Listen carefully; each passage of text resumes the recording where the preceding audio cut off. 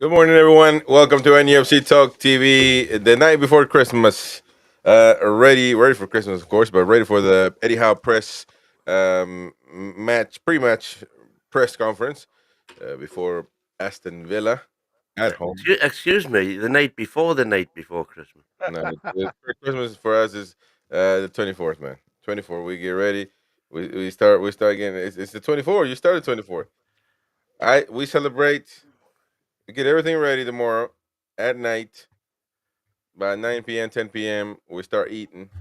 We start putting presents. Yeah, man. Tomorrow is tomorrow is to dress up nice, you know, and then the 25th is to just be pajamas. Pajama day, man. Come on, old man, get with the times, man. No. Christmas starts at midnight. Well, so how do you think you just wake up at midnight and celebrate? No, you gotta get ready for that. No, you put them in their Christmas jammies and send them to bed. No, man. Nah, you're tripping. Anyways, good morning. How's it going? Good All good? morning. Yeah, very good. Thank you. Good morning, everybody. There we go. Press conference, ladies and gents. So interesting. A very tough matchup on Thursday, which, by the way, mighty win. Gotta find people for Thursday because on Thursday we're gonna start 2 hours before kickoff. The first hour we're gonna do a proper preview, as what we do, the preview that we do. All the segments and everything else. So we kind of need a panel there. And after an hour, they can kick rocks.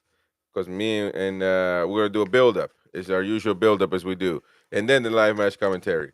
So it's a long one on Thursday, but we're gonna be off today, later on, tomorrow, and Wednesday. So come on, man. We got a long one though because we can't take off on match day. That's never could never happen. And so it's gonna be great. That's the Villa. What they are right now. Let's look at the table real quick. Aston Villa 6, Newcastle United 8th. Very much right We go there. straight above them with our victory. Exactly. If we win, we go above them. We definitely need that. And so from today's press conference, I don't expect, to be honest, any other. I just expect a lot of Christmas vibes, candy canes flying, and everything else, especially from Luke Edwards. And that's it. But I don't expect any answers to be answered or given today, to be fair. But I don't think anybody's suspended or hurt. So what? Well, Willock, isn't it? We don't know what's happening with Oh yeah, Willock, we don't know exactly. Yeah, that's right. so it'll Yeah, be but interesting to presumably see what that's comes from just that. GS7 straight back in for him. Isn't Yeah, Yeah, yeah. yeah. It's it? We it, hope. it's like everything else, though. You see, the J7 slots back in, but to a degree, it does make the bench a little bit weaker. If you were to, and I say that with a little bit of tongue in cheek, because the lads that we have on the bench that would fill the void would notoriously be right-sided midfielders, which would mean then that we've got Bruno moving into the left-hand channel, which he normally does, to cover that left-sided midfield player if anything happens to J7. So it's again moving two or three pieces on the chessboard to try and get that balance back. So, I mean, not a major concern if I'm honest, but it's like I said, we've looked a lot better when we've gone like for like without moving too many players around, and we saw it even against Ipswich when we started to bring players into the mould. The drop off is phenomenal for a good 10-15 minutes. So again, it's like a case of if we don't need to use them, then I don't think we should. Yeah, I agree with that. Yeah, you got. I think you got to maintain the same at this point. Um, now, so like I said, I don't know what the press conference today might not be. You know, it just might be Eddie. It might be just Eddie Howe watching Eddie Howe talk because I don't think much is gonna go on tonight. And look, it's the night before Christmas anyway, or well before Christmas Eve. Yeah, So yeah. it's expected to be really calm, to be honest. I hope somebody's got the bottle to ask him, is this your best lineup? And should it be starting all the time? That's what I would like to say. That could be a good question, but it's a obvious question. I mean, it is. You know, I think continuity, isn't it? I think everybody looks at what has happened and what was spoken about in the past, and we've had lots of changes to try and get that right balance. And I think you've answered the question already by having the same midfield and getting the results from having the setup as is without changes, apart from suspensions where you've got a like for like type of player. And as much as people say Willock didn't have the best game in the world um, on the weekend, Saturday. It creates that, what would we have done with J7 in the side? Would we have got more than 4 goals? And again, it doesn't matter. The results speak for themselves. So I think the answer to your question is what you've seen on the pitch. So, and it's the same players, and as much as we've got people in the background that will moan about um, Murphy, his contribution again the weekend, it was stunning. So, uh, for me, if it wasn't for Isak's hat trick, he would have been my man of the match. But you can't take a man of the match performance away from somebody who scores 3 goals. So, like I said, the contribution that Murphy is adding to the team at the moment is as good as we've got, and we have to continue with that vein. And the biggest problem we see with that, and this is why I said about moving players around. Once you start moving the likes of Bruno into that left sided, if J7 isn't available for whatever reason, and we bring in Miley or Longstaff, that right hand side changes massively. The contributions differ. And I've gone back to have a look at when Tonali was playing there and what was happening on that right hand side, and it's a different ethos altogether. And the setup changes. What I've seen about Bruno going into that 8 slot is the fact that he is willing, and we saw the passing lanes after the games against Ipswich, how high both of them were, both Willock and Bruno pushing on into the 10 slot more than anything else, with Tonali sitting in that deep area. And I think, for me, and I'm going to say it now, we both saw, those who watched the game against Man City and Aston Villa, what Villa did really well was break. And I think we have to be very, very switched on Thursday when, Villa, if we do lose the ball high up the park, we've just got to be careful because they've got players in that 10 slot at the minute that really work the channels well, bring a lot of players in, and they break really quick. And Man City couldn't handle them. And like I said, even though we have got I would imagine, the slight advantage with our current form at the minute, we have to be aware of what Aston Villa brings to the table. I think it's Yeah, gonna be. I think with Tonali's proven. I don't know whether he's getting more match fitness or whatever, but his recovery runs now are out of this world. They're sensational. The number of times he's sort of, oh, we've lost the ball. I better go back to being defensive. Zoom. Yeah. Yeah, I mean, his recovery runs the weekend was superb. I know, and that's what you got to think. he's the player he is. He's always been. You just got to put him on the pitch.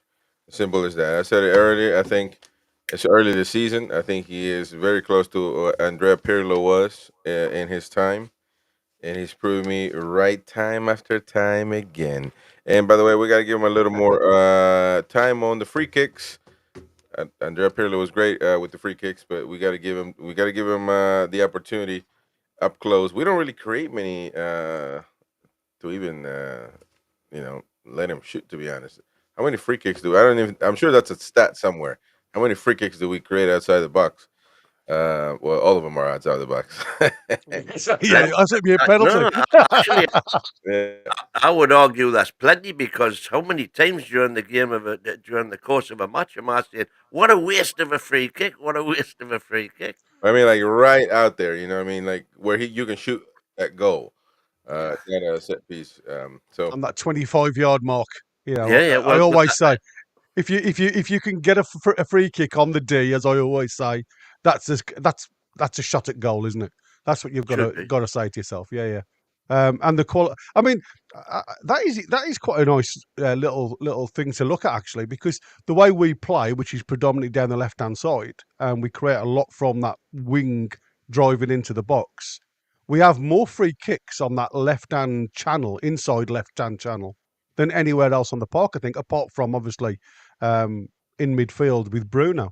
And what I think, as we all know, Bruno is, I think, he's top of the league with the most fouls against. Now he's pushed on a little bit. I think you're going to start seeing a lot more fouls, as you just said there, Chris, in and around the day because of where Bruno positions himself now. Yeah. Mm. We're 7 minutes away, ladies and gents, from Eddie Howe coming out and speaking to the media about the Aston Villa match on Thursday. And, you know, What would you ask him if you could get a question to Eddie now? What would it be? as much as I criticize these twats for asking dumb questions, I have no clue. But maybe because I'm waking up, it's only 3:22 in the morning here, so I have my brain hasn't started working yet. But what question would be a good one? I mean, I don't know. What would you guys ask in the chat to let us know? That's who I'm asking. Sorry, I wasn't Oh, asking okay. you. Well, because I would definitely go at to see if Lewis Miley is going to get some more time, and if Lewis Miley is an integral part of the team moving forward. That would be a good question to me. To see what he could answer. Because I think that we do need to start giving that cat more attention because we don't have deep squad. Okay, well, for me, that would be the question. Is there any chance of Maley getting more minutes? Because Mm, for me, to ask him, is Louis Maley part of the team going forward? That would be like a Louise question to me. No, no, it wouldn't because What's he gonna say? No, he's not. well, what's he gonna say with the other question? Yeah, yeah, he is. He's gonna get more minutes as we see him fit. Dumb, generic answer. So all of No, them. no, but that's what I mean. That's what I mean. Oh, we're going to see more of him. So with all questions, she's gonna give you a generic answer. But I think I'd go a step backwards. I think I'd go one even further down from that pecking order. I would say something like, as you've mentioned, there potentially won't be a lot of business done in January. Is there someone that's caught your eye in the academy? Because the academy's turned a corner now. So the results, it seems to be the right coaching position there now. The results now for the under 21s, they've moved up to fifth place in the league. Great result for the under 18s. The other night we were 2-0 down against Stoke. We go on to win 4-2. Some really great individual performances. Everybody seems to be now down in that bottom tier, which is something we never talk about, right? So yeah. for me, no business in sales January. Who is the players that you could earmark for a step up for the first team? Well, that's the thing. Now my brain's starting to work, and I gladly the chat is helping me out. You helped me out with that one as well.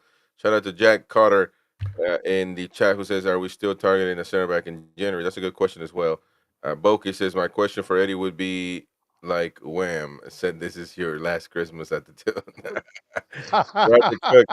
How did you laugh at the acclaim 100 million euro PSG Isak? I guess bid. Well, I don't think there's a bid anyway, but yeah, that would be a good. And look, people having a melt. I just want a message for. I want to send a message to all Newcastle fans this Christmas. Stop being triggered, man. Stop being triggered. Like, man, it's sad to see Newcastle fans lose their minds over Arsenal winning Isak, over PSG winning Isak, or any other player that we got. It's good that they want them. It's good. It's good that we have the best players in the world. It is amazing. That doesn't mean you have to sell them, but it's good to know that people want them. If they don't want them, then we're knackered. Then we're in a bad situation. You know, stop getting so mad, man. Dehydrating your liver, man, just because an Arsenal fan says we should go for Isak. Man, everybody does it. We do that. What do you think Brentford fans are thinking of us when we say let's get in Buemo? Like we don't, you know what I mean? Come on, man. Stop. Calm down. My question now would be, now that my brain is starting to kick on, um, kind of to what Gary is talking about. What are the? You say that we're going to be probably not active in the transfer window. Are we, as Newcastle United club, are you as a manager open to potential free agents, to potential loans, to potential players that maybe didn't work out for those prospective clubs, but maybe they deserve an opportunity with the change of scenery? You know that they got talent. Are you open minded to bring those players in? Are we open minded as a club to bring in other options, knowing that we can't go out there and spend, but we got to do something? Because if that's the case, then we'll just be sitting in our laurels and waiting until PSR change the rules, or the FA change the rules. So I would definitely ask that. And I think, but then again, he's going to give me a generic question. Yeah, we're all open minded, blah blah blah blah blah. But it's all bollocks, to be honest. But it is what it is. Um, Thank you so much to DK35 for the super chat. Thank you, son. Harlow, what is that? Harlow Wood Bellis, or that's a player Howard Bellis, from Howard Southampton? Bellis. Yeah, yeah. Southampton, What? So ex-Man City. he go down? What do you mean he go down? When Southampton go down. Yeah, Oh, they'll okay. pick him up. Yeah, yeah. Yeah. Just to answer Ian Ian 35. CR65, does Wynn think Eddie should be sacked as we are on 3 points off fourth place? What I said was, if we are on 3 points off a Champions League place after all the Christmas fixtures, then he should be sacked. And yes, I still maintain that. So what? He hasn't turned that around yet. Well, he has, Okay, so or he may well have done. now what you saying in what spot did you say? Within what? I said 3 points off Champions League, which at the minute is Bournemouth, and we're only 2 points off them. Oh yeah, that's true. Yeah, that doesn't determine anything, though. To be honest, I think the cup is more detrimental or positive for him. And as long as the hope is alive, might win. No matter what you say, that's gonna be the thing. Look, We're on for the treble, man. yeah, okay. Well, like I said, it's fucking early as hell for me, man. I don't want to argue this early, but if we, as much as if getting to the final would be somewhat of an accomplishment, I don't want to celebrate that too much. Although I would celebrate going to a final, but more importantly, we got to think about winning. Can't just say we got to a final, we're done. No, we got to win it. Exactly. We've But got to get over the line. We've got to but get that monkey off our back. but as much as that's the case, even if we get to the final and we would lose that potential final, that would just probably be a sackable offense right there, because you've had two tries. You've had two tries at it. I mean, Yeah, I agree. big club sack you for that, man. You know what I mean? So, and it would be great as well. Not him getting sacked, but I mean, getting to two finals, I think that's decent. That's pretty good. Come on, man, wake up, video thing. We need Eddie Howe. People are waiting for Eddie, and not listen to the Mighty Wind talk. So, No, Howe, be honest. What would you rather listen to? Eddie coming out with his platitudes or the mighty wind talking sense? well, Well, the chat will decide that just right about now. Throw your ass in jail, probably. Uh, by the way, Villa and Newcastle are pretty much an even match. I don't see yeah, any. yeah. It's going to be a tough one. Anyway, folks, Eddie Howe in the building. Let's be quiet Morning. and let's take a listen to the Gaffer Hi guys, you right? before Any sleep, Razor? You're looking fresh. Good morning, everyone. Welcome to our press conference ahead of the Boxing Day fixture with Aston Villa. We will try and put in a little section for Boxing Day's papers at Damien's request with an embargo of 10:30 on Christmas night, should we have time. So we'll aim for 30 minutes. Please bear that in mind. We'll start with Reza. Good morning, Eddie. I just want to check on the fitness of a few players. Firstly, Joe Willock, who was substituted in the second half at Ipswich, but he received treatment shortly before then. Is he okay? No injury? As far as I know, he's fine. Yeah, I think on shooting, I think his head took a little bang to the floor, but I think he's fine. How important to keep him fit for a prolonged spell, because he's had such a difficult couple of years being in and out of the team with multiple injury problems, and he'll want to run in the side, won't he? Yeah, he will. I think you're absolutely right. To keep Joe fit for a sustained spell is now really important. I think he's done the hard work to get back fit after a really difficult time for him, and he's been missing a long time. So for him to get back to his very, very best levels, I think will take a period of regular games. But I think he's moving in the right direction now. So the last thing he needs is any kind of setback at this stage. Such an important player, brings his unique qualities. We want to keep him available. How is Nick Pope doing? He's doing okay, yeah. He was given a time frame initially where he had to rest. He's had a couple of injections in his knee. It's feeling better, it's feeling strong. Quite when he'll be fit is still a difficult one to give a definitive date on. And lastly, on injuries and fitness, Emil Kraft, who you've been without for a few weeks with a nasty injury. How is he doing in his recovery, and when do you anticipate him being available? Yeah, Emil's working well. His injuries it was a serious enough injury. I mean, he's had an operation, but he's now back on grass. He's running, and the big thing for him will be contact. And when we introduce him back into the type of training that, of course, will test the injury the most. But the good news is he's fit, running, and looking good. Aston Villa then on Boxing Day. The match at St James's Park last season was a big victory for you. Both teams put a lot into it, certainly in terms of attacking football. What do you remember about that game and the way that your team performed? Yeah, I think the first game of the season is always a big occasion. I think I remember both teams played well. Actually, I thought Aston Villa played well. We of course played well with the goals that we scored, but it was a tight game. Don't think the scoreline necessarily reflected the competitiveness between both teams. I thought we had two good games, obviously, against Aston Villa last year, but I think we recognised the strength and the qualities that they possess. And of course, the season they had last year was very good from their perspective. They've carried that one this year in the various competitions they're on. So I think it's going to be a really good challenge for us. Just expanding on that last point, I know they had a difficult run of results until recently, but a big victory at the weekend over Manchester City.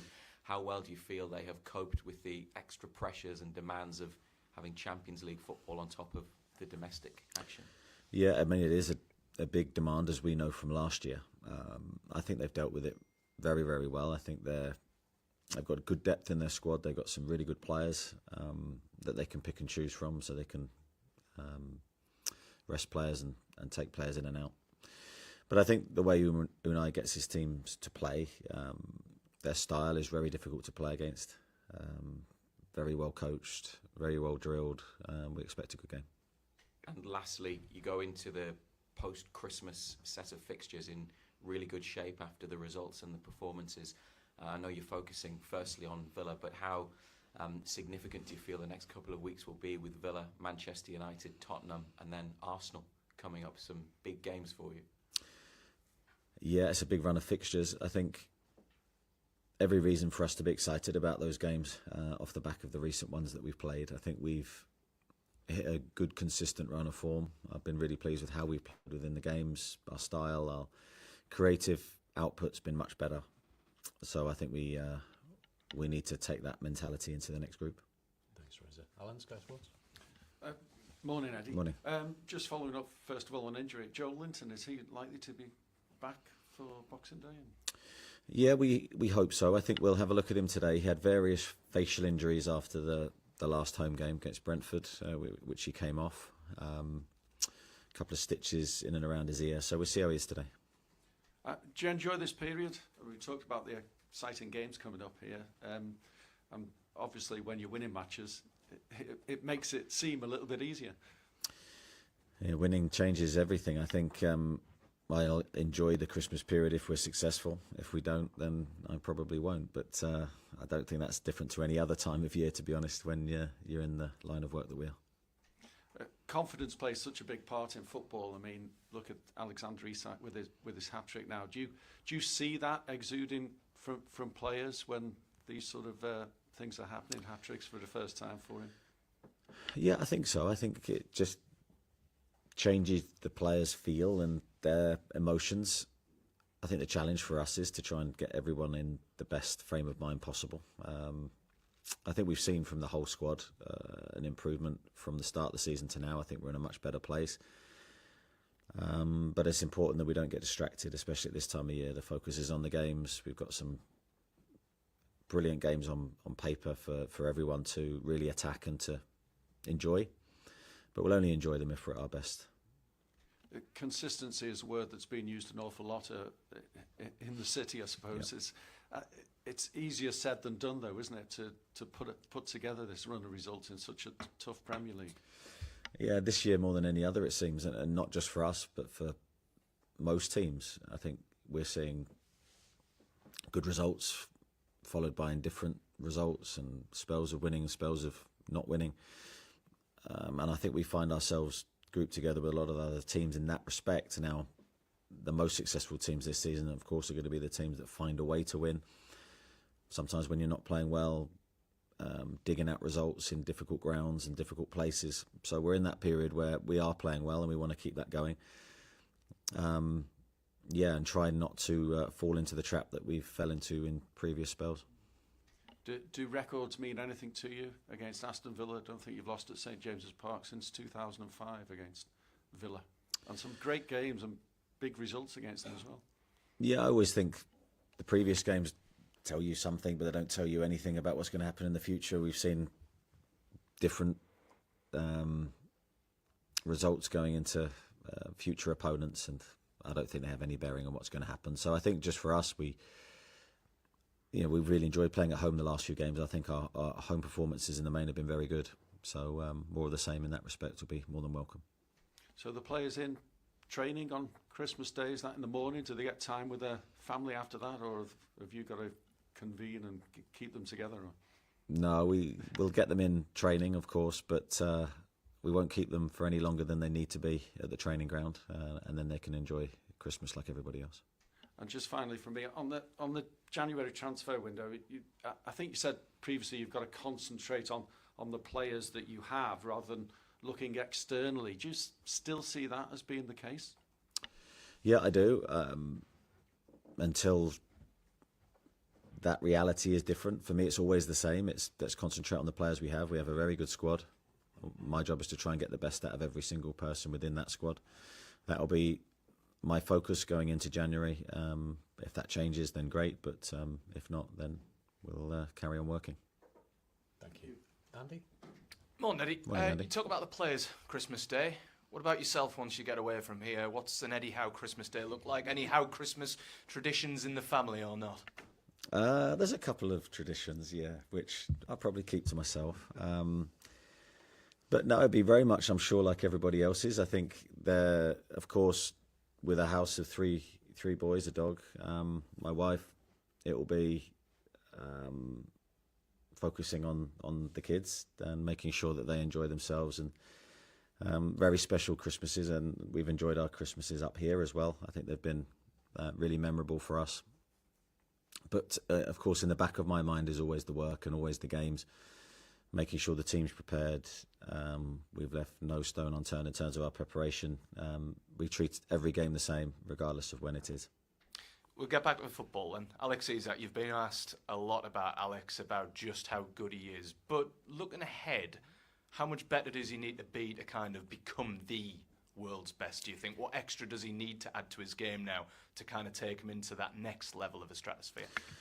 Yeah, I think it's about just refining. I don't think it's changing. His game is very, very strong in almost every department. I don't see a weakness in his game. But I think it's refinement. It's shaving off the edges, trying to improve in the small areas that he can. And of course, I'm a big believer, as you know, on player development and the evolution of a player's game. So you can never be the same player for 2 seasons in a row. You have to find different ways to hurt the opponent, because teams, of course, with the analysis now, they find ways to try and deal with certain problems that you give them. So for Alex, that will be a constant thing that has to be in his game. But I think it is, and he's got that unpredictability that makes him very difficult to play against. Alex obviously impressed on Saturday, as did Jacob Murphy once again. Does every squad need a Jacob Murphy? Classifying it as a Jacob Murphy made me laugh. I think every squad needs players with those qualities. I mean, I've always said Jacob's very selfless. He's, of course, he's driven himself. He has individual ambitions, but he always plays for the team. Very unselfish. Really takes a buzz out of creating a goal, and he's always been that way, just as much as he does from scoring. And so his cross early in the game for our first goal, his back heel, of course, well talked about and deservedly so, was an incredible piece of skill. So I think those qualities, yes, every squad needs. And just finally, with the utmost respect to the Leicesters and the Ipswichers of the world, is it a game against a side like Villa, who, like Alan was saying, are coming into this one off the back of that Manchester City win? Is it games like this one that's really, truly going to tell you if this side is turning around its form right now? To a degree, yeah. I couldn't disagree with that. I think we have to, as I said earlier, find a way to win against any opponent. And I think, by and large, our form this season against the teams that are doing well in the league has been pretty strong. But we haven't sort of done it in long periods. So for 3 games, the last 3 games has been great, but we need a longer period of wins to really climb the table and be where we want to be. Thanks, Andy. Kenisha? Morning, Eddie. Morning. Just following on from what you talked about with Ray's about this busy run of fixtures. We've heard over the years lots of managers complaining about too many games over the festive period. But when you're in this kind of form, compared to last time when you had the international break, which did take the wind out the sails, are you particularly looking forward to such a busy run? Yeah, I've always, as a player, I enjoyed the Christmas schedule, and as a manager, I'm exactly the same.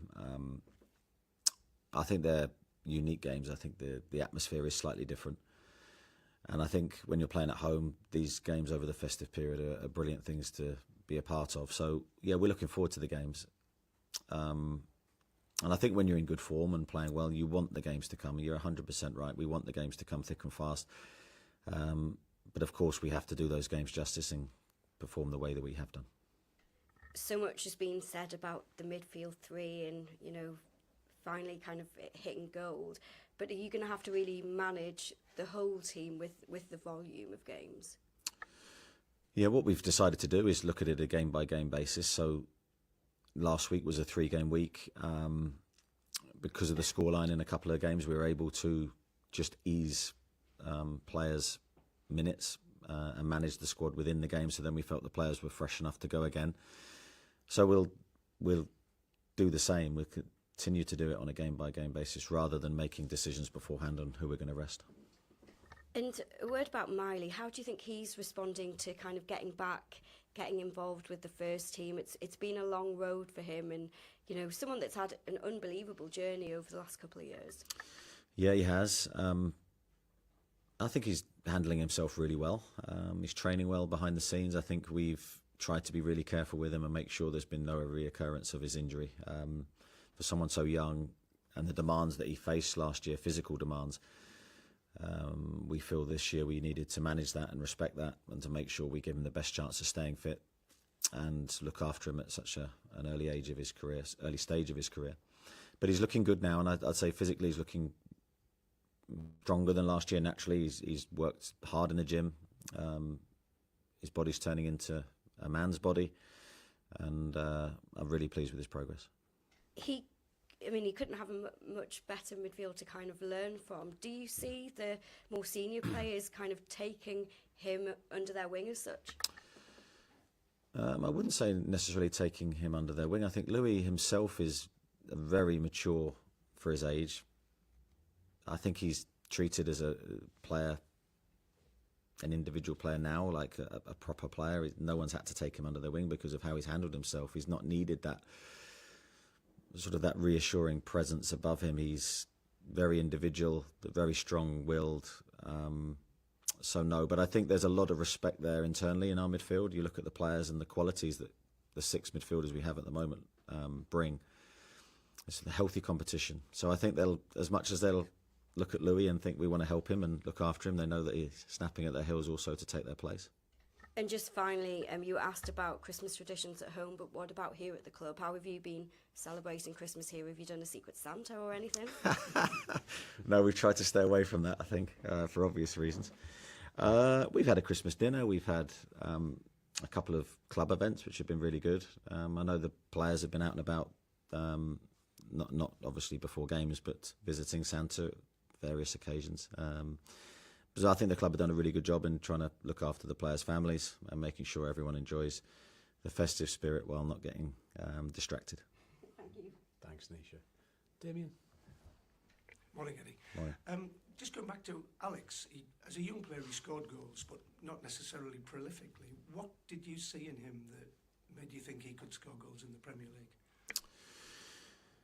League? I think I looked at his game in depth as I do with every signing, because I have to have a vision of where they're going to fit into the team and how they're going to enhance our style of play. I think with Alex, his all-round game I felt was really strong, so he could do a little bit of everything, as you've seen him do for us, dropping deep to link play, being a creative link between our midfield and our attack, but also bring those standout qualities individually where he can make something happen out of nothing. I believed he had, from that one season where he scored a huge amount of goals in La Liga at such a young age, isn't easy to do, that I felt he had the goal-scoring prowess to deliver that into the Premier League, albeit there's always a slight question mark, because until you see it delivered in the Premier League with the physicality of this league, you never quite know how it transfers. And that's where I have to give him a huge compliment, because I think he's made that step from the various leagues that he's been in to come to the Premier League. I think he's done really well, and he's almost taken everything in his stride. In some senses, has he surprised you how quickly he's taken to this league and this type of football? I don't think he surprised me, because I think I really believed we wouldn't have committed the fee that we did to the transfer if you didn't believe that he could play and do well straight away. I think that for that sum of money, I don't think you're looking at a development player. You're looking at a player that you feel can come in straight away and hit the ground running. Now, he's done that, but he deserves a lot of credit for it, because it's not an easy thing to do, to transfer leagues in the way that he has. And I just hope it's a start for him. He's had a brilliant couple of seasons for us, and it looks like he's hitting his best rhythm now. He's such a valuable player for us. I think all the players look to him to help us in the creative side of the game, and he's delivering at the moment. Thank you. Go to Lee, Dom, and then Chris. Morning, Eddie. There's one story coming from Saudi Arabia this morning that there's a deal being agreed for Dubravka. Just wondered if you could respond to that.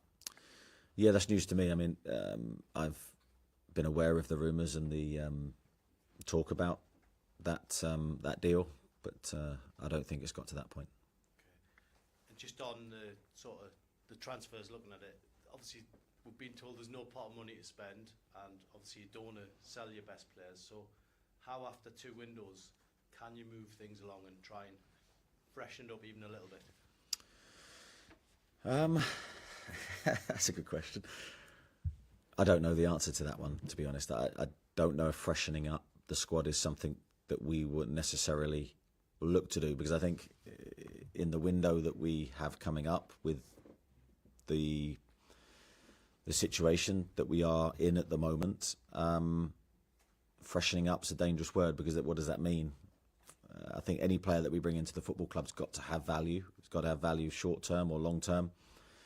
And of course, we don't want to destabilise the squad by losing players either. So it could be a case that we do nothing this January, and we move on to the summer. Just on Jamal Lascelles, we haven't heard a lot from his comeback.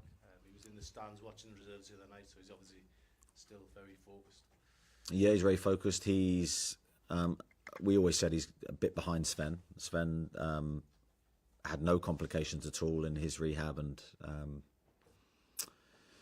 as much as they're always difficult injuries. The long-term knee injuries are always very difficult, and you have your ups and downs. Sven was pretty standard. Jamal's had a couple of, I wouldn't say setbacks, but a couple of moments where his knee's not felt as strong.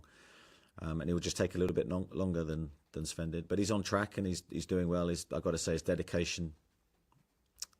Sometimes he's been here till 5, 6 o'clock at night, and that's on a regular basis. That's the dedication that he's giving to his comeback, and I'm sure he'll reap the rewards from that. Thanks, Lee. Dom? Morning, Eddie. Morning. Sven Botman, sticking on that subject, played 60 minutes last week for the 21s. You've mentioned practice games for him. Just how close is he to being back involved in the matchday squad, and could we see him on Boxing Day? Yeah, he's getting closer. Pleased with how he's been in the last couple of weeks. So he's had various tests, whether that's in training or from the games that you mentioned. So came through another practice match at the weekend on Saturday. Did well, looking good. So yeah, it'll be a case of deciding when we reintroduce him to the squad. Dan Burns, a player you've regularly praised this season. He's been a very consistent performer. How do you go about reintroducing Sven back into the starting lineup? That's always the question, isn't it? I think without a doubt we need a player of Sven's quality in the squad. So we'll welcome him back with open arms. But of course the challenge for Sven is to earn his place back. It's certainly not going to be given, and that would be the same for anybody. I think when you've had such a long-term injury, there will be a period where Sven will have to work back to his best level. But that's the same for everybody. But it's great to have competition for places. That's what we've missed. Next up, Chris. Morning, Eddie. Just following up on the reports about Martin Dubravka. I mean, is that an exit you could sanction at the moment, given Nick Pope's injury, or is that something you wouldn't consider while Nick Pope's out injured? Well, certainly we wouldn't want to lose the goalkeeper that's playing for us currently. That wouldn't make sense. So no, that isn't a deal that we would want to sanction currently. And if and when Nick comes back and it was something you would consider, could you bring in another goalkeeper, or would it be a case of, do you have the capacity to do that if you were to lose someone? Well, these are questions that we have to find answers to. As I say, the Martin situation isn't clear cut. Let's wait and see what happens in the next few weeks. But he's certainly doing very well. I've been really pleased with his reintroduction into the team. I think he's given us a calmness, a composure. He's made a couple of really good saves. Let's not forget the one he made at 1-0 against Ipswich. It was a big moment in the game. So delighted with how he's playing. And yeah, he's in goal for us at the moment and doing a great job. Thanks, Chris. We've got Craig, Jordan and Kieran. Morning, Eddie. Morning. A subject we've explored a lot in the last few weeks is where the club is currently at, in the wider context of a PSR world, and you expressed that very eloquently 7 days ago. By extension, and this isn't specific to one player in particular, how do you keep those top stars at the club when, by an admission, the journey has been slowed because of some external factors? How do you keep them happy, and how do you keep them here? Well, I think the challenge for the team is to be successful. So I think a successful team, everything's easier across the board in every respect. So the challenge for me is to try and push the team to those heights. Now we're in the semi-final of the cup competition. That's a massive thing for everybody on the horizon. That brings real positivity. Our league form's improving. If we can continue to improve, I think we put ourselves in a good position. So I think everything's linked to that, really. Now, of course, away from the football, we have a duty to look after the players, to treat them well, to give them the environment that they really enjoy. And of course, then there's other stuff behind that in terms of their contracts. So it's a multi-linked thing, but I think on the pitch is the most important. And this is a similar sort of subject, and it was a story this morning that might make you smile, but Bournemouth are in line to qualify for the Champions League, given they're currently 5th in the Premier League, and the coefficient has 5th as having the Premier League getting an extra place next year. Is that an incentive for you guys? Is that something you look at, given you are only 2 points off 5th now? And one of the answers to the question I've just asked is probably, well, if you're in the Champions League, that ticks that box for a lot of players. Is that something you're looking at 5th place? Yeah, that's linked to the answer that I just gave you. I think success on the pitch is everything. We said last year we want European football in any respect. But of course the Champions League is the one that everyone wants more than anything else. So we will give our best to have the best season that we can. I don't see any reason why we can't be very successful this year. Yes, you need a little bit of luck in the sense of injuries and keeping the squad together in that respect. But the team looks really good at the moment. I think the balance is strong. So we just want the games to come and to try and win as many as we can. Thanks, Craig. Jordan? Morning. Just another one on Lewis Miley. Has he returned a better player this season? I know it's probably difficult to make that judgment because he hasn't played as many minutes as you would like, but based on what you've seen in training, is he better than the player he was last season? As you say, it's a difficult one to answer, but I don't see any reason why he wouldn't be. I mean, he's definitely physically in a much better place than he was, and that's just through development of his muscles and his body as he gets into that transition phase from, as I say, 17 to 18. It's a big age for any young man. I think technically, tactically, I think he will naturally improve because he'll just becoming a little bit more wiser and streetwise about the game. But he's still got the same qualities. I've seen that in training. His passing range, his calmness on the ball, decision making for such a young player really sets him apart. So I'd love to think he'd be in a really good place. Now, of course, he'll need games to find his rhythm. That's going to be difficult to guarantee him at the moment with the strength of our midfield. But certainly he's going to play a part in the short-term and the long-term future for us. He's such an important player. And just one on Tino as well. How much has he developed this season? Because obviously you've got Kieran Trippier fit there, but it's probably credit to Tino to be able to keep Kieran out of the team. Yeah, I thought Tino, the last few games, has really played well. Very, very pleased, especially Ipswich. I thought his technical delivery was a really high level. I thought they were very good down the right-hand side with him and Jacob in tandem together. I always think relationships in the team are so important. You go back to a couple of years ago, the relationship between Kieran, Miggy, Jacob, Sean was so strong down the right-hand side for us. And I think then through injury, we've had to find a couple new solutions down that side. It takes a little bit of time to build those relationships, but I think we've seen in recent weeks a really strong partnerships emerging. Really pleased with Tino's development. Physically, he's looked really, really good as well, so very happy with him. Thanks, John. Kieran? Morning. Morning. We've seen for so long the same teams finishing in the top 4 and the top 6. Newcastle and Aston Villa have disrupted that. Do you feel they're forces at play that maybe don't want to see that happen again? Sorry, say that last bit. Do you feel there are forces at bay that want to stop that happening again, obviously with the rules and what have you? I'm sure there's people that don't want that to happen again, but I think the beauty of the Premier League this year is you never quite know what's going to happen. You've seen, as we said earlier, teams find it difficult to string consistent runs of results together, and as I say, not just us. We've seen Nottingham Forest, Bournemouth, loads of teams have really, really strong seasons. The level of the Premier League, and I've said this consistently, has been really tight this year between all teams. I don't think there's a lot of difference between the top and the bottom sides, and that's testament and quality of every team in the league, and there's no easy games. I think that makes a great spectacle. I think it makes it a great league because you never know what's going to happen. You never know what twists and turns are ahead. And I think it's up for all of us to try and, break into whatever group of teams, try and upset people and achieve success. So you don't see it as a closed shop? I never see anything as a closed shop. I think it's our job to just try and achieve the most that we can, put no barriers on our levels or our expectations of ourselves internally, and see what happens.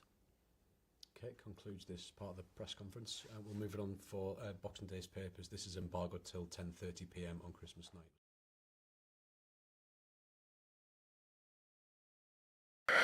All right, so they're gonna keep talking about boxing. I guess I don't know. Regardless, unmute yourselves, guys. We're gonna start with the not match reaction. Sorry, a press conference reaction. Still only 4 a.m. here, by the way. So apologies, but. Wow. Taken back a little bit by some of the things that he said. Mighty Win will still say that he's lying and that we're going to get all these signings. But very shocked. We now know who the Grinch of signings is for Newcastle United. Confirmed. Eddie Howe. I mean, when asked how can we freshen up, which was my question technically, he says we don't necessarily as a club. I'm not sure we necessarily as a club need to freshen up. What does that mean? Are you kidding me?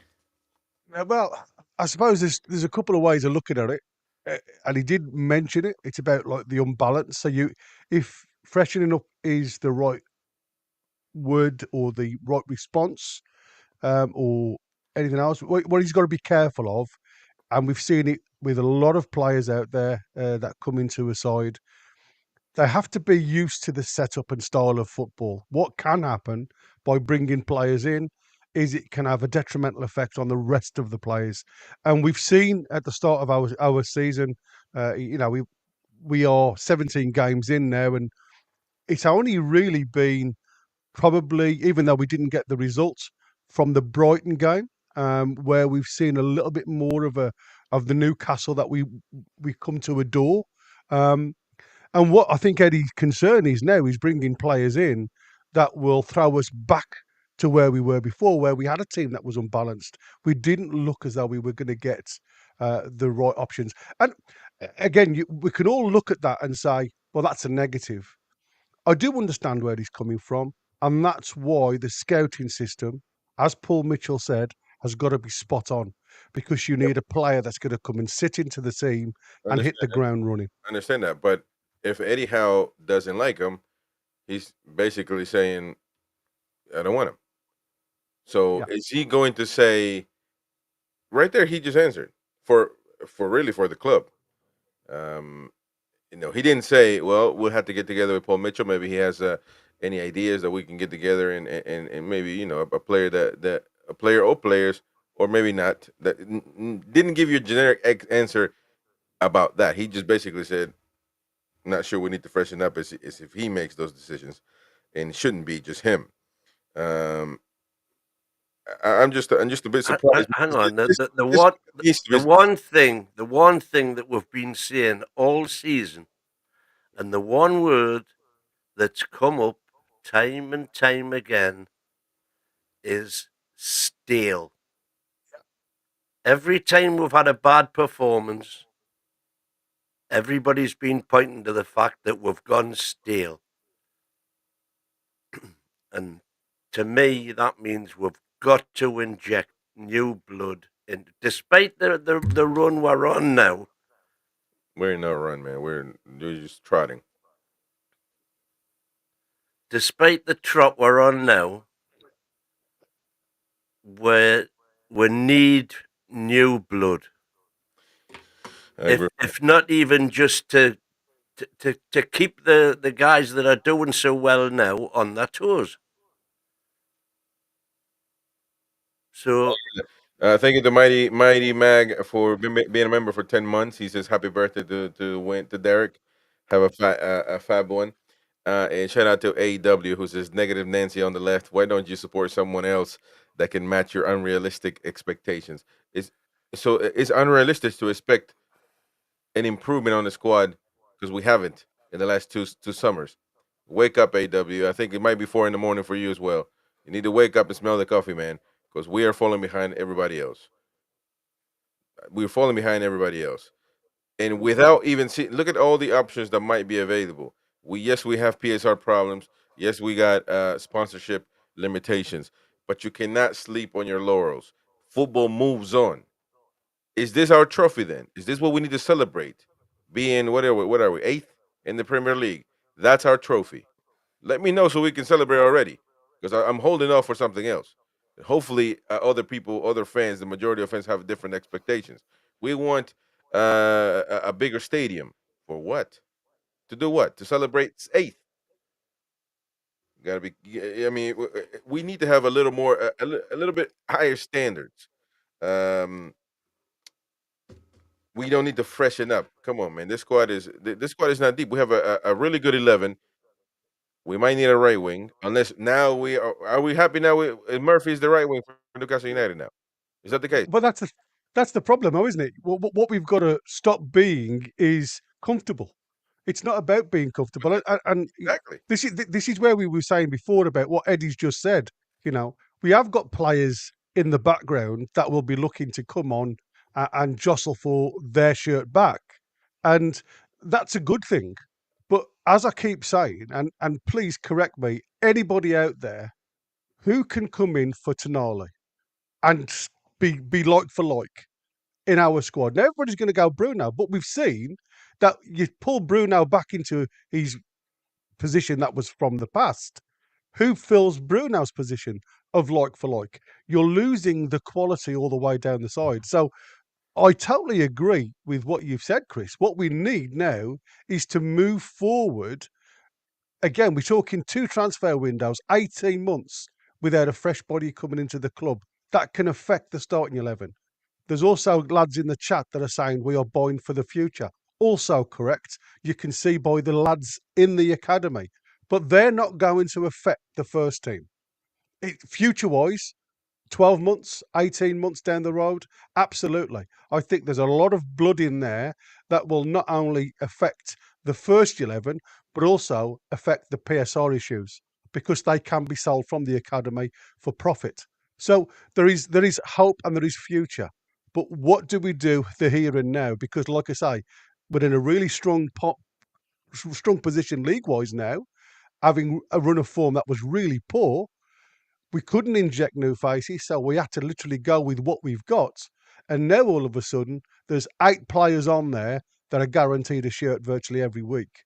And that, to me, isn't a team going forward. It's a team that's happy at where you are. And I think you need to bring those faces in. Financially, yes, it's tight. I understand that. But there is options out there. But you have to pick the right player. And I think that's why Mitchell's job has got to be spot on. But we cannot afford to bring players in just to sit in the wings like we have done previously. If this is Eddie Howe's attitude, we're not going to bring anybody in. No, that's what we said before. What are you suggesting Eddie Howe's attitude is? What's this attitude that you're complaining about? He said he doesn't think that the club needs to freshen up. Do you agree with that? Yes or no? No. What he said, by the way, what he said was, I hope it's different. No. He said clear and literal. I don't necessarily think we as a club need to freshen up. What does that mean, freshen up? If we went on, we do, don't change the word. So much the better. Is realistic enough to realise that we might not be able to get the type of stellar player that we want. He is not an open-minded coach. He's not. He answered you the last week around. The last week, I answered you about loans. He was not. That wasn't a accepting answer or for loans when he was asked if we could go that route. Free agents. I don't know if he's asked as of late, and now about freshen up. He has an issue with freshen up. We got to be careful. Me, quote, for me, it's always the same. Let's concentrate on, this was when he was asked about the January window. Let's concentrate on the players that we have. We have a very good squad, and my job is to try and get the best out of every single person within that squad. Yeah, that's a that will be my focus going into January. If that changes, then great. If that changes, then great.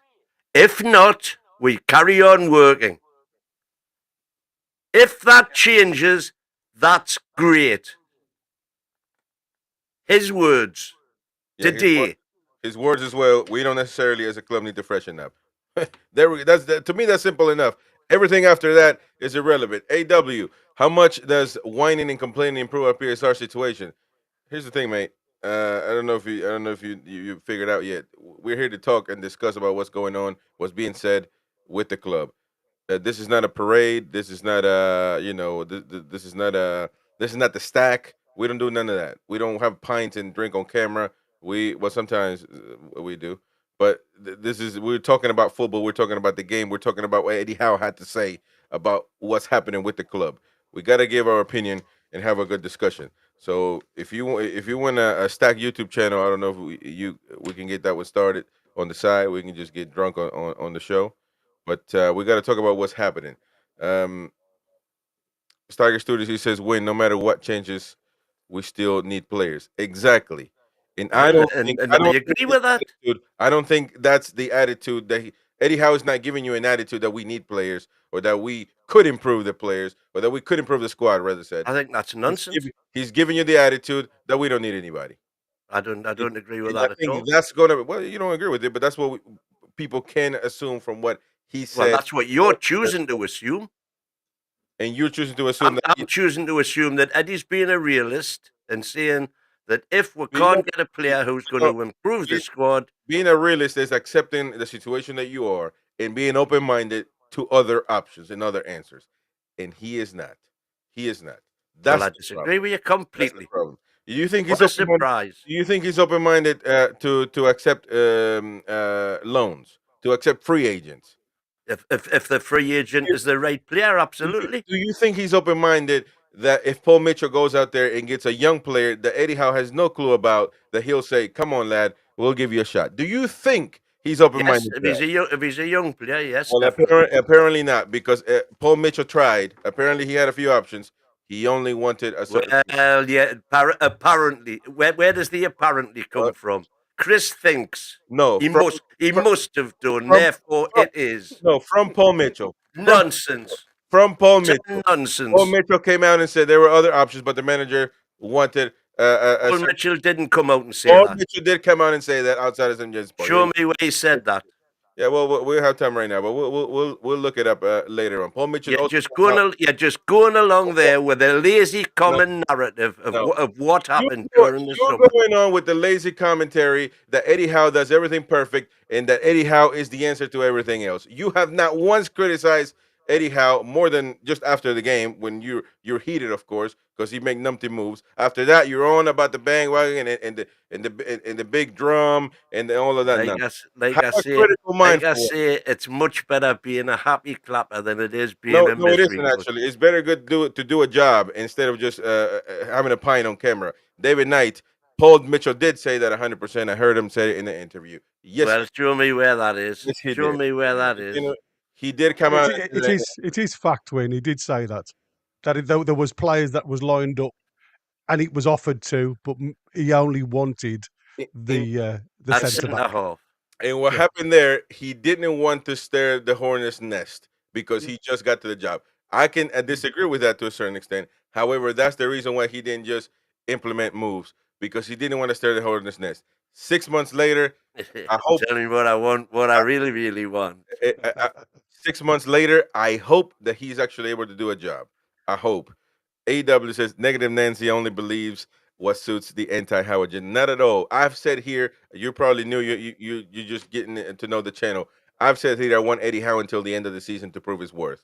So I actually, for once, I keep an objective mind. I'm not a fan that gets mad because Arsenal fans won Isak. I'm not a fan that after beating Leicester and Ipswich, who are literally the bottom of the barrel, after you scrape, the old rice.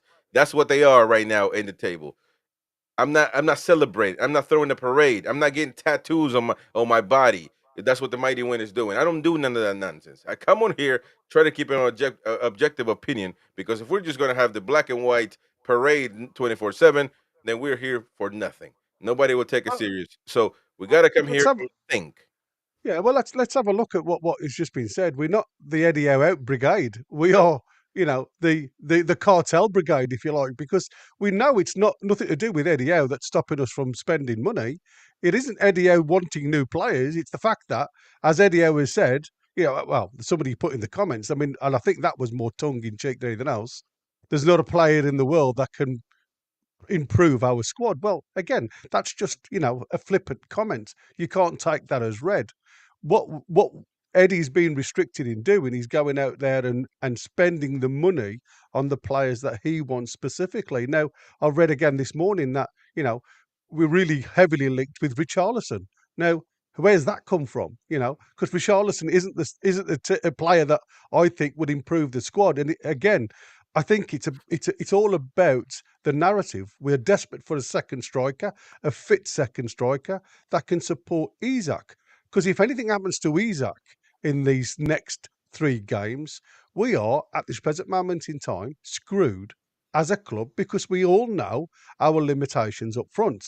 So if we are happy as a team to support what Eddie's doing, that's great. But unless you look at the bigger issues that we've got, and it's not with Eddie Howe, it's what we are constrained to, and that's without going out there and spending money because of PSR. Now, for me, the club is desperate for a striker, a right winger, and a right centre back.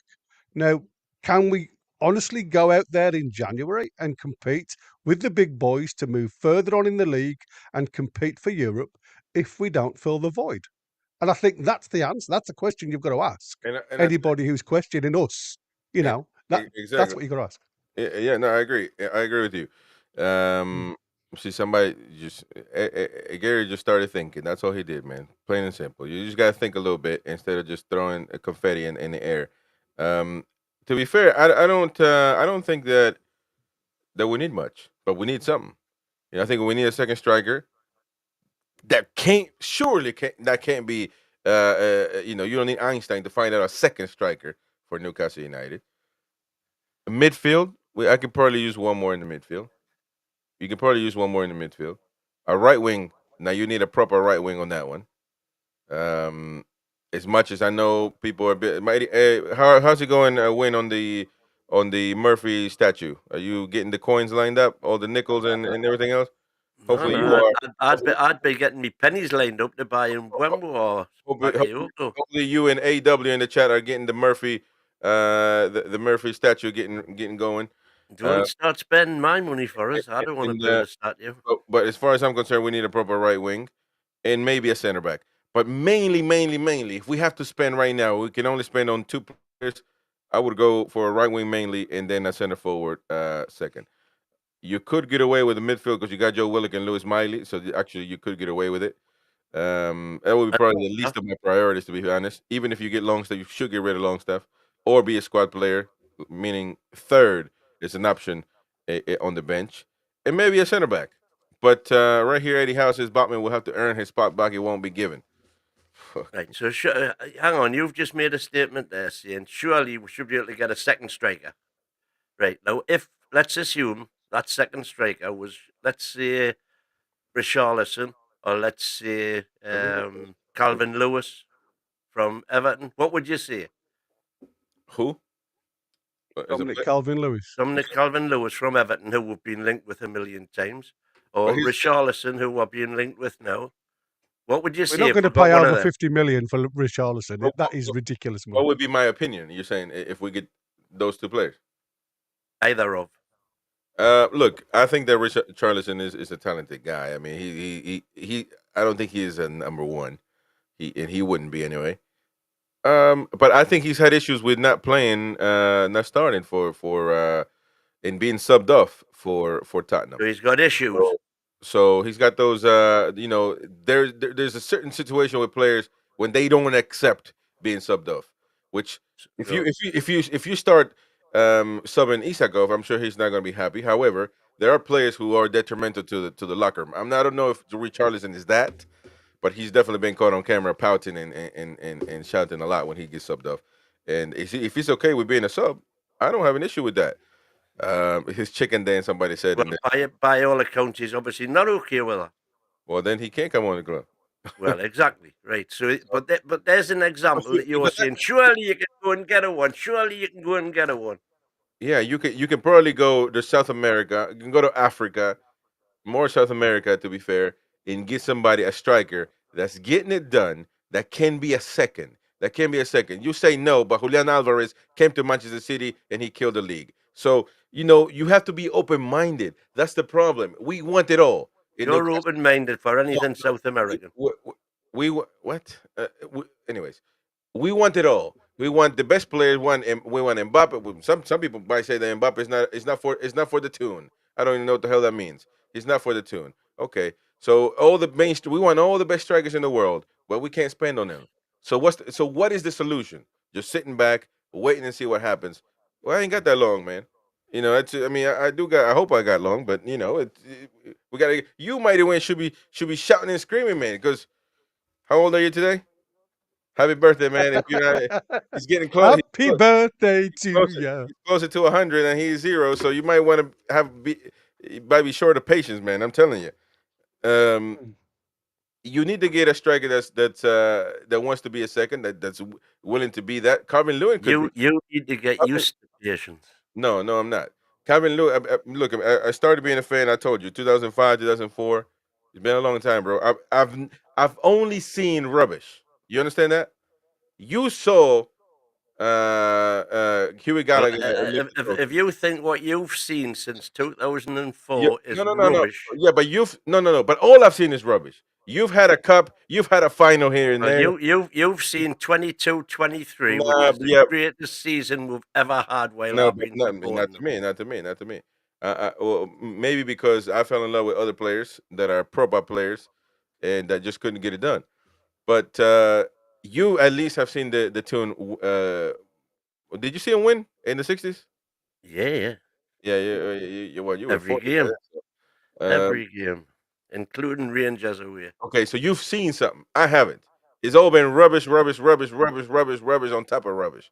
So now that we have new And you owners, think whinging and bawling and bitching is going to make it any better? well, I don't know what you're here to do. Maybe you're here to throw parties. I'm not. I'm here to talk about. I take this job very serious. I'm here to give my opinion and keep it analytical and not just say everything is great and amazing.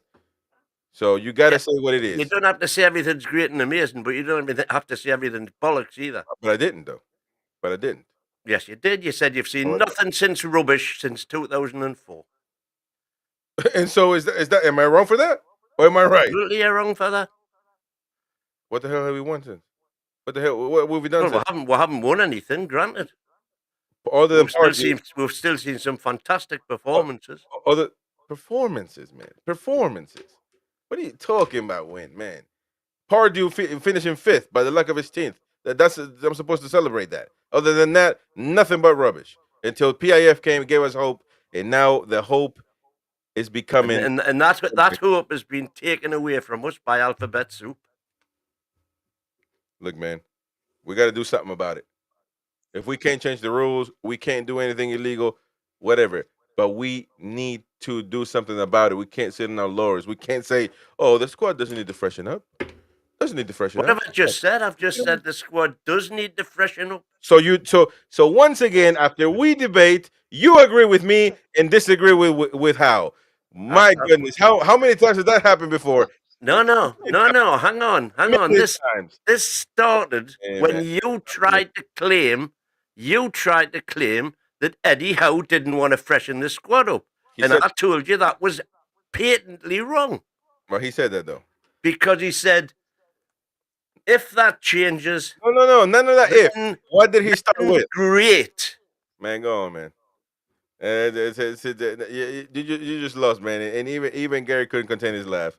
But look, we need players. If we just get a right wing, a really good right wing, that could be that's number one for me. Despite Jacob Murphy's super form, I'm hoping this is not just a Miggy purple patch, but I suspect it probably is. It is, bro. And can he do it against the top clubs and not just against the lower clubs? Spot on, David. We gotta move on from those old heads. Oh, he's been watching Deji there. Trophy cabinet got dust all over it. It's dusty, man, dusty, dustier than Tutankhamun. And to be fair, that's what's happening. That's what's happening with a lot of these old heads, man. We've just been conditioned to win in matches. We've had good matches, and then that's it. You know what I mean? We're just happy about that. Somebody mentioned Kabai in the those good matches turn into good runs that turn in eventually. Once you've learned to get your nose over the line, that's what we've got to do. We've got to get the monkey off our back. But it didn't. But it didn't. Learn how to win. But I'm talking about my last 20 years as a fan. We haven't done that. We had 20 years to make those good games into something relevant, but we didn't. Never did until now. Until now we could, and we're right there. We got to keep on making progress. But our manager tells us, we don't need to freshen up. What do we need to freshen up for? We have a proper squad. Murphy on the right. No, what he said was we may not be able to freshen up. If we can, great. No, he didn't say that. Gary, please help me. He did not say we might not be able to freshen up. He clearly said I don't necessarily think it's a club we need to freshen up. What does that mean? Is in freshen up? Meaning he probably means he wants Mbappe He wants Messi and Cristiano Ronaldo. Right, shut up Unfortunately, for they're a not minute. Let's have the available. voice of reason. See what the voice of reason says. Well, like I said, nobody, and we keep talking about throwing players under the bus. You don't speak about, you know, wanting to change. And I go back to, we've got a very busy period of time. We can utilise what we've got over this period of time. So you're not going to say detrimental words that are going to affect the mentality of the players that you're reliant on as a coach to go out there and perform. So I understand what Wynn's saying.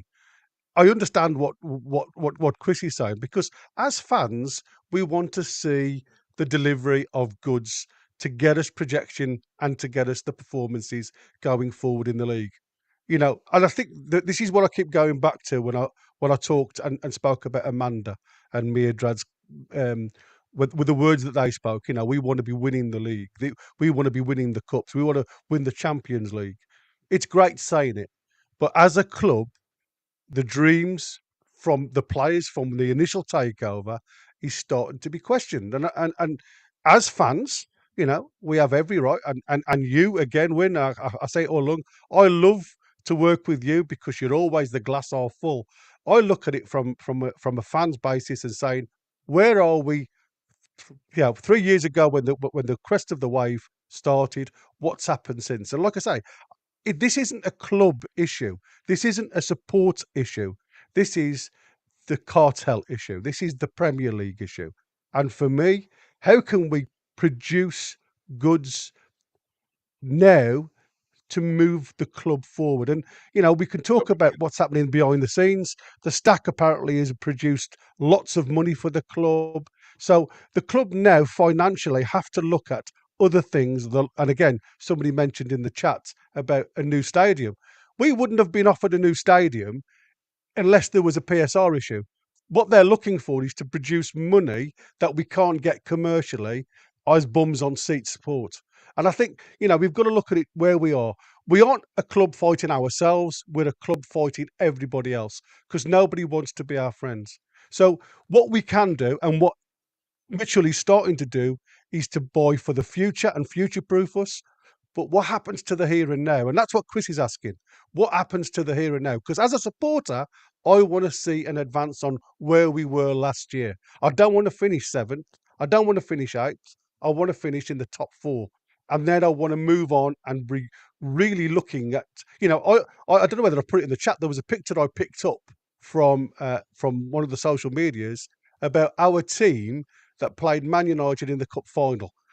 And what a difference that team is to now. You know what I mean? But to compete on all scale, and again, I say this, for us to compete on all fronts, we need bodies. And the only way we're going to get bodies is by spending money. And if it means that we have to sell, and I go back to it, you've got to look at where the club are. We have inherited a lot of players that are not sellable at all, right? They're deadwood, as people call it. I don't like saying that, but these players need to be moved aside. And even if you have to make a loss on them, you make a loss because, again, without them on the wage bill, it allows a little bit more money to be put out there as revenue. So there has to be a loss before we move forward. We understand that. But for me, it's a case of, as Chris says, there is other opportunities to bring in fresh faces. We saw it with Louis Saul. We brought him in on a loan to buy. Now, there is other deals to be made. What I want to see is how Mitchell now goes forward, having had this period of time in the background to see these opportunities. And it may not be throwing the money out straight away, but there's definitely an opportunity for us now to go and look for future buys, well, loans to buy. And I think that's where we've got to look at. I keep looking at how, you know, Pivas is doing, and the other lad, I can't remember his name now, Sulla.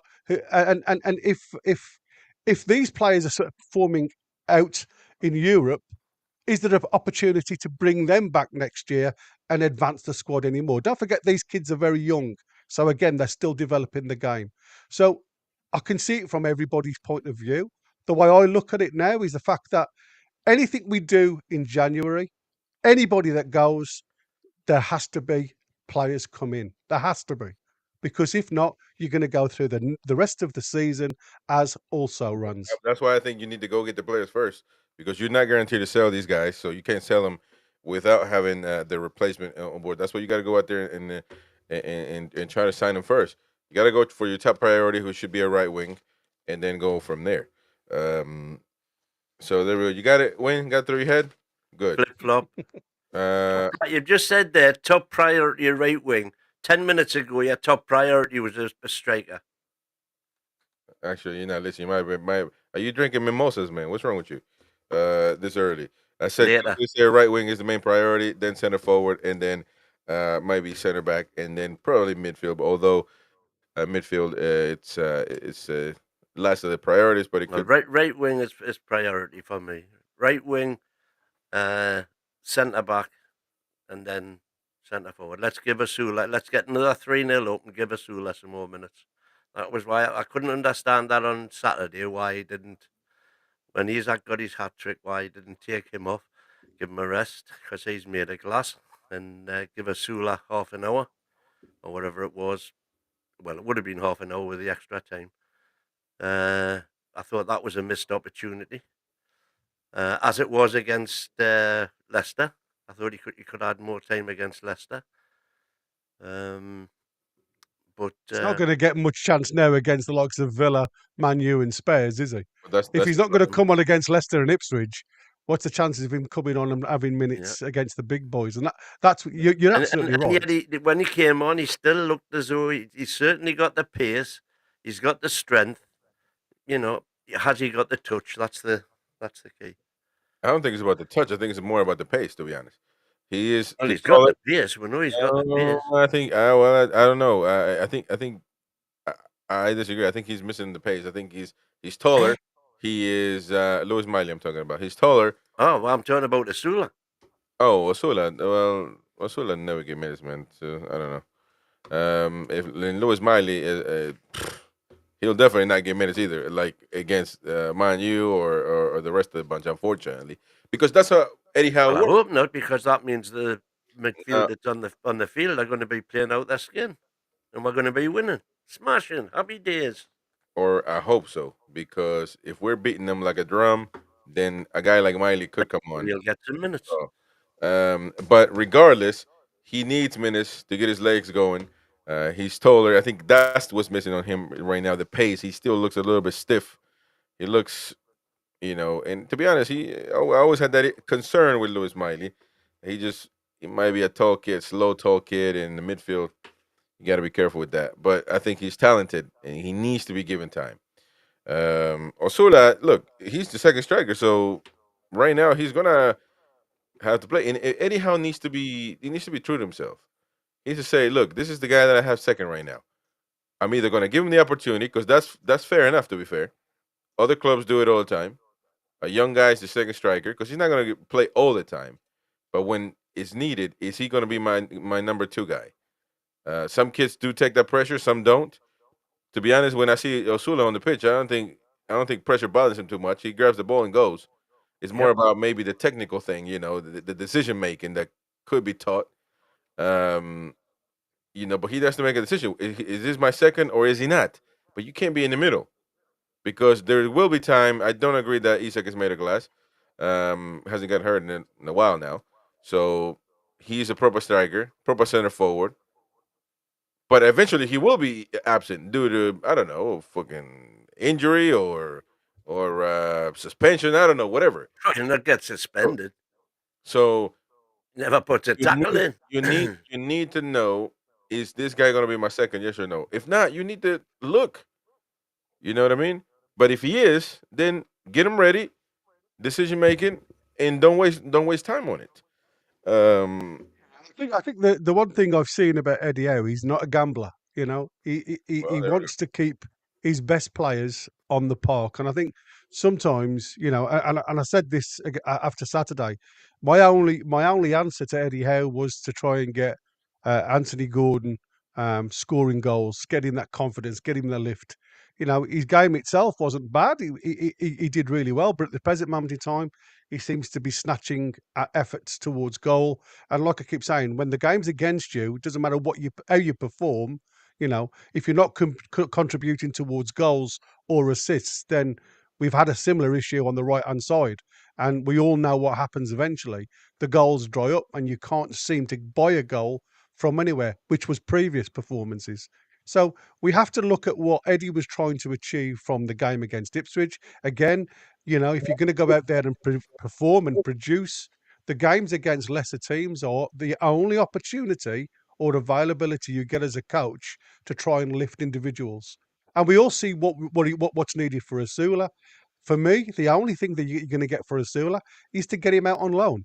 And I hope, as much if Eddie Howe sees Anthony Gordon as our number 3, there is no point leaving this lad on the bench to dwell. He needs games, he needs confidence, and he needs to find a team that's going to allow him minutes. At this present moment in time, Asula will go backwards, or he'll take 2 steps backwards before he'll make a step forwards.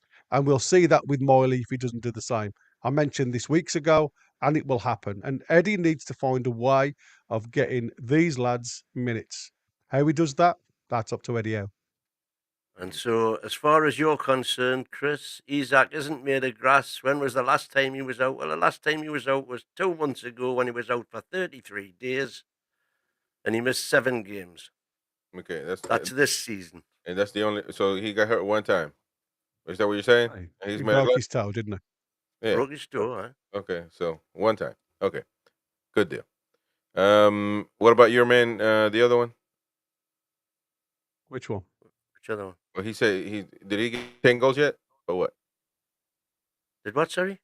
Did the other guy get 10 goals yet? The center forward that you were. Mr. Wilson. You're center forward. Is he made of Mr. glass? Porcelain.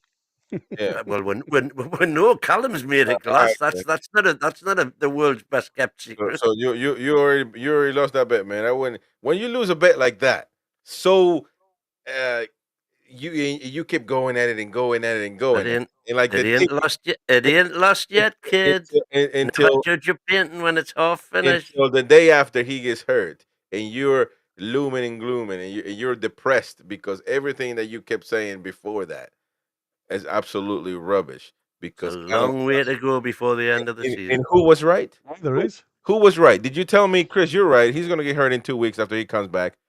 But there's a long way to go at the once end of again, Mighty Win, between you and I, there's more than 20,000 cigarette papers between you and I. I tell you that. He was wrong once again. So he's on vacation. I think Callum Wilson should be now an ambassador for the tune.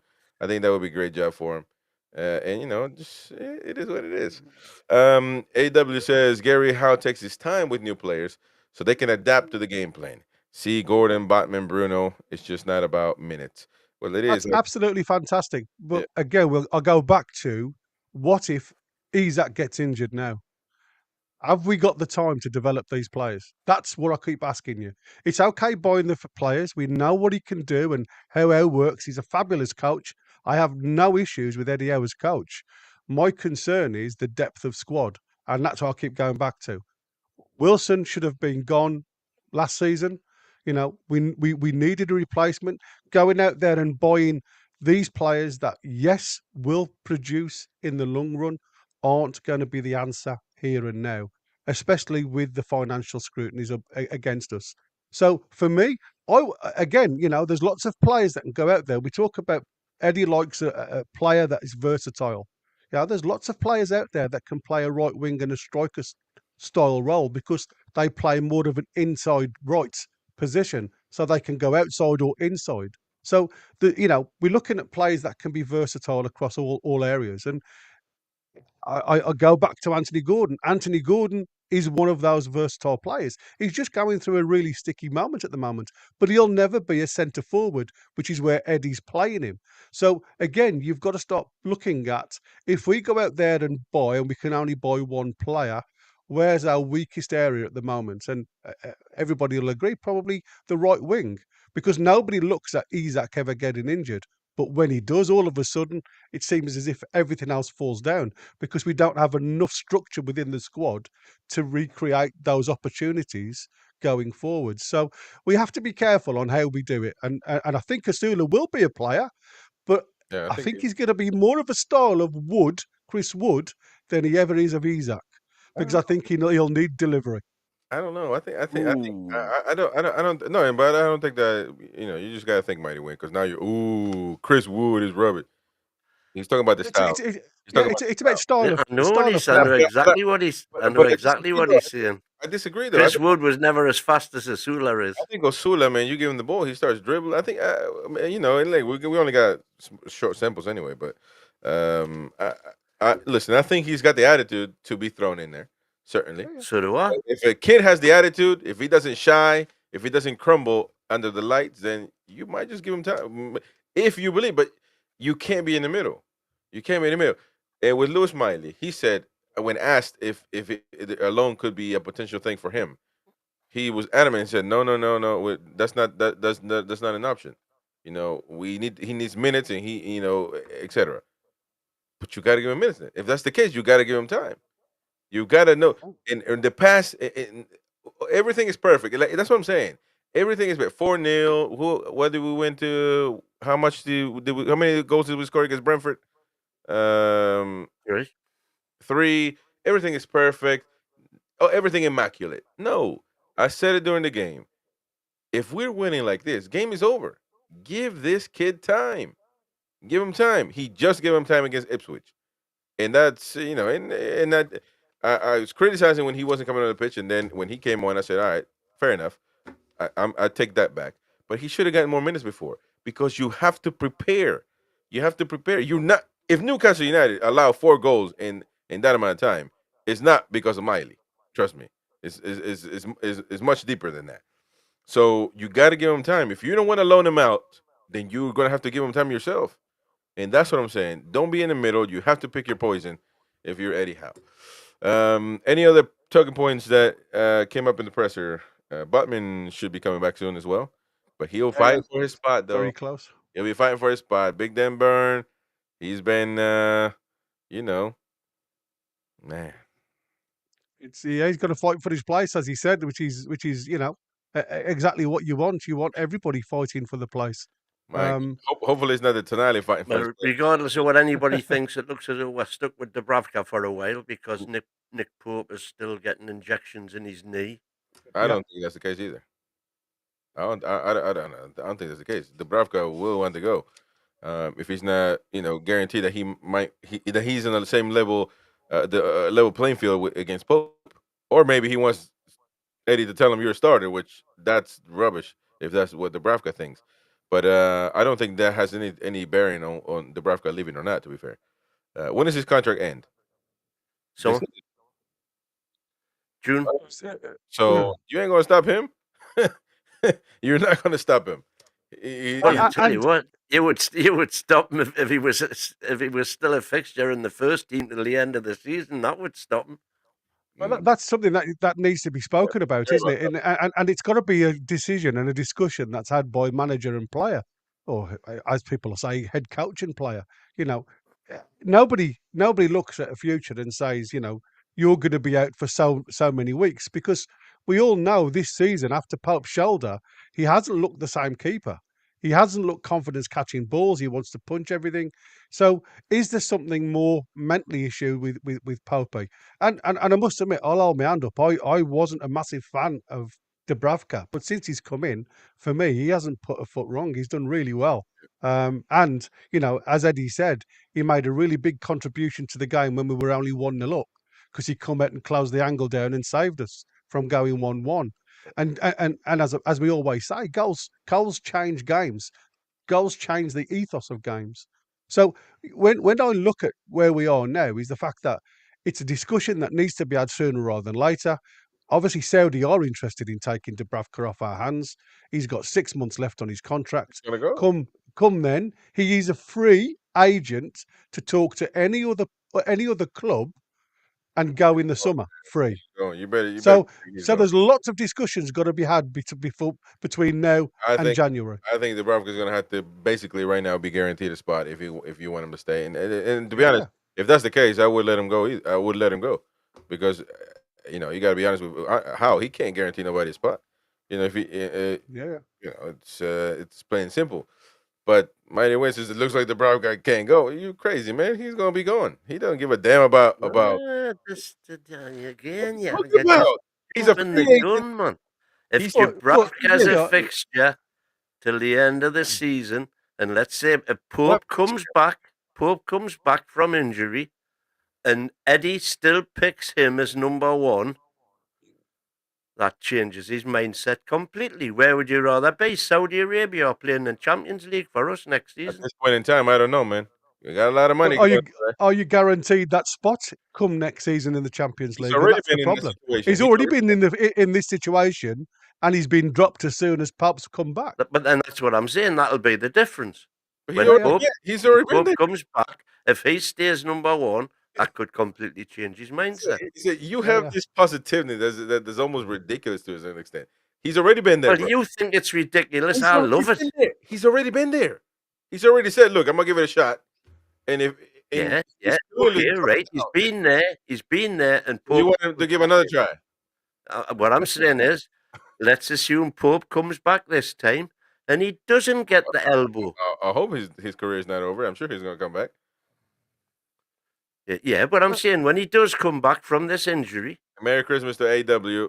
Welcome. Hey, we welcome all opinions here, bro. You can disagree, whatever. All opinions are the same. So Merry Christmas to you. Have a good one, bro. Merry Christmas, buddy. But he's already been there. I mean, why would he? Yes, I know, but if things are different this time, if Pope comes back and Dubravka still retains the jersey. If Jeffrey Dahmer was your son, you would be like, well, he didn't. He's not such a bad lad, He goes to the shop for us. Apart from the smell in the kitchen, he's all right. He just wanted something to nibble on. He was just hungry. What the hell, man? It's just unbelievable, this guy. I love it. Hey, man, it's my birthday. It's Christmas. Absolutely. The Tool have just won 3 games in a week. Get your Grinch head off, man. I don't have a Grinch head. Like I said, man, we have a pint in the tune. I'm going in January, by the way. We'll have a pint. We'll have all of that. We'll be throwing the bet. But right now, we're not doing that. We're trying to think right now. You're just trying to pour cold water when none's required. What the hell? Am I missing or something? I don't know. Maybe the season's over. We're second. What do you want me to do, bro? We gotta move on. Because if we lose badly against Aston Villa, we're knackered. And if we win, I'm gonna say. And if we lose badly against Aston Villa and then get beat off Man United, we gotta move on. Which means that we will not be within 3 points of Champions League after the Christmas fixtures. Then, to me, Eddie out. There you go. Can I be any clearer than that? Wait, what did you say? Well, it's all rubbish anyway because he's going to say something different after that. When we win, but he say that when we lose against Aston Villa, and then the next match we lose against we win against, I don't know, Southampton or something. He'll say, "Oh, we're in, man. We're back. The treble is still on." But that can't happen, can it? Because we're playing Aston Villa, and then we're playing Man United, and that's a Christmas fixture's done. And if we are not within 3 points of Champions League, then, as I've said from the start of the season, Eddie out. He's had his chance. Well, look at that 2-coin phrase. Hey, 2-coin. Don't worry about it, bro. He's gonna change. He's not gonna keep that same thought. He doesn't keep the same thought for 2 minutes, man. Let alone for 2 matches. So, look, I think Aston Villa is a good side as well. I think that's gonna be a true test, but it's gonna be at St. James's Park. So, I mean, The only thing that's going to change my mind there is if we get beat against Villa 1-0, let's say, and we've had 2 goals blatantly wrongly disallowed by VAR, and the referees played for them, and da-di-da-di-da-di-da-di-da, and the same thing happens at Old Trafford. That's it. Gone. He's had his chance. I've given him every chance in the world. Okay. All right. Matt Fletcher says, "Bye, Dubs. Go to Man U." Hey, well, everybody. Well, you see, this is the whole Dubs thing. A good percentage of the fan base will never forgive Dubs for going to Man U, and that's the problem. They forget all about his ability and whatnot, and they just denigrate because he had the audacity to go and try and get a first-team berth at Man United. And I think that's utter rubbish. He's never been anything other than a class goalie. Well, I mean, but he did go to Man U though, so can't forget that. But I think we need to look past that. I don't give a toss. He went there to get first team Well, football. He's entitled to. Well, that's fine. He did well. He left, and then we got a goalkeeper, so that's also the part of it. You know, you can't I just think leave. what hurts. How do you I mean? think How what do you what mean we've hurts got a more. goalkeeper? He We left. we lost the keeper, didn't we, for the cup final? He was cup tied, and I think that's what hurts more. And that also hurts. And then he came back thinking he was going to be no. And then Pope is here, so everybody's got he made his choice to look at it individually, as all players do. He was told that he was number 2 to Nick Pope. Exactly. And So as a professional footballer, he said, I don't want to be number 2. I'm good enough to be number 1. I'm going to go somewhere where I think I've got a chance of being number 1, because this was when Man United he was never going to be number fed 1 up in my with De Gea, He was never going to be. and it was before they'd bought a Nana. No, it wasn't that mighty win. It was simply he wanted to be play for Man United. He didn't. It's what he put on social media that he wanted to play for it's Man what he United. put on. It's what he put on social media that hurt He fans. wasn't going to be number 1, never at Manchester I United. don't care what players put on social media, man. They just try to please the fans where they are. Yeah, well, he didn't please other fans, so don't expect to please one set of fans, and the other ones, when they get upset, you got to deal with it. I do agree that he's done a job, and I think he's doing decent right now at Newcastle. We'd like him to stay, but if he wants to be number 1 guarantee, then only in Saudi Arabia they can do that. Hey, we've got Nobody man, should we've got nobody Vlad. should be guaranteed. We've got Oddy, man. We've got Oddy. What are you worried about? What are you fretting about, man? Yeah. Anyways, We've got the Greek god. Did you see Matt Sells, by the way, the saves he was making on whatever day it did was, well. Saturday or Sunday? Yeah, he did well. He couldn't do well for us, could he? Yeah. Anyways, it's been a great one. I just want to say, everybody, please, Merry Christmas to you. We will be off Merry Christmas all the way until Thursday match day, so we won't have a show later today, tomorrow, or the next day. Everybody's got to enjoy time with their family. We take our holidays very serious here. And happy birthday to the mighty Win, of course. As much rubbish as he talks, he's just old and decrepit, and you know, he's just a drunk, man. He needs to go get a beer. No, I'm gonna go and get drunk now. Exactly. Other than that, Merry Christmas to all of you. It's been amazing ride, and you know, thank you to everybody that's been a part of the NUFC Talk TV family for a year. We've grown a lot, so thank you to all of you, all of our mods as well. Merry Christmas to you. The likes, by the way, we've got what 250 watching now, and only 40 likes. How are man? Hit the likes. Give us that. That's your Christmas present and my birthday present. Smash those likes, hit the share, and if you haven't already, subscribe. Don't forget, we bring you daily, other than the Christmas week. We give you daily content every day, every match day, every reaction, everything. A lot of time we put into this, so please hit the like, subscribe to NUFC Talk TV. And so Tony says, "What? This is an outrage. We don't have a show." Yeah, well, I mean, it's Christmas, man. It's Christmas time. And also a big hug, a virtual hug, and you know, to everybody that also, just for unknown reasons or known reasons, whatever, spend the Christmas holidays alone. You know, no kids, none of that, or other circumstances. A big virtual hug to all of you. That this is a good year for you. Good holidays.